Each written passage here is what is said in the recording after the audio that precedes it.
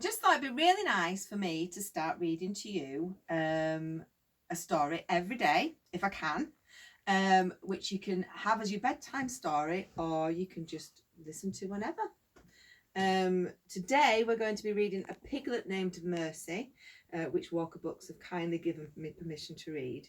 And Kian is going to be kind of helping in some kind of way. I can't help.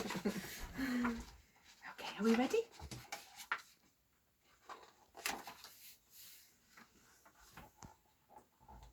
Mr. and Mrs. Watson lived in a house on Deckerwood Drive. Deckerwood Drive was an ordinary street in an ordinary town. And Mr. and Mrs. Watson were ordinary people who did ordinary things in ordinary ways. So they chopped the hedge like ordinary people do, they cleaned the house like ordinary people do, and they cleaned the car like ordinary people do. One day Mrs. Watson said to Mr. Watson, "I wonder if we aren't just the tiniest bit too predictable." "Predictable? Us?" said Mr. Watson. "Surely not. It's just that sometimes I wish something different would happen," said Mrs. Watson. "Things are just fine as they are," said Mr. Watson. But then something different did happen. Look, the pig's dropped off the van as it's trundling along. And now it's making its way to the house. Look, can you see? Someone very small and not at all ordinary found her way to the Watsons' house on Deckerwood Drive. Mr. Watson made the discovery when he opened the door for the morning paper. "Mrs. Watson," he called, "come and see."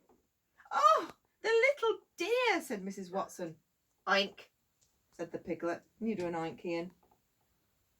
Oink. Thank you. "I think she's hungry," said Mr. Watson. "Is that a pig?" said Eugenia Lincoln.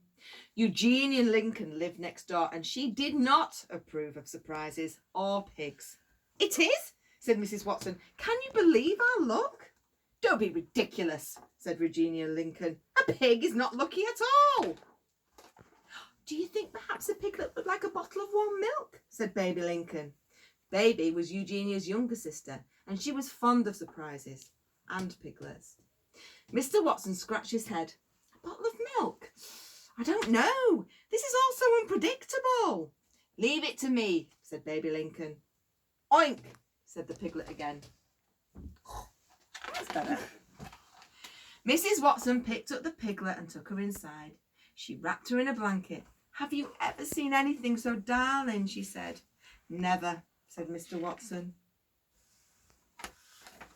"Here's the warm milk," said Baby Lincoln. "I have it right here." Eugenia said, "This is absurd." The piglet did not think it was absurd, though. She drank the entire bottle.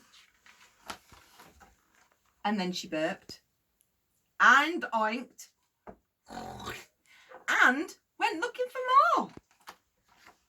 "Oh my goodness," said Mr. Watson. "Watch out," said Eugenia. "She seems to like toast very much," said Baby. "Oh, the darling, darling thing," said Mrs. Watson. "Mr. Watson," said Mrs. Watson, "perhaps you would like to hold her for a bit." "Certainly," said Mr. Watson. He took the piglet in his arms and he rocked her and he hummed. "How extraordinary," said Mr. Watson. "She is a Puccini wonder." "This piglet is a wish come true," said Mrs. Watson. "What a mercy she is," said Baby. "There you go," said Mr. Watson. "We will call her Mercy." "She is not a mercy," said Eugenia. "She is a pig." "Oink, oink," said the piglet. "You cannot name a pig Mercy," shouted Eugenia. But they did name her Mercy. She was entirely unpredictable, and she was not all ordinary at all. And she was very, very loved. I'll see you again soon.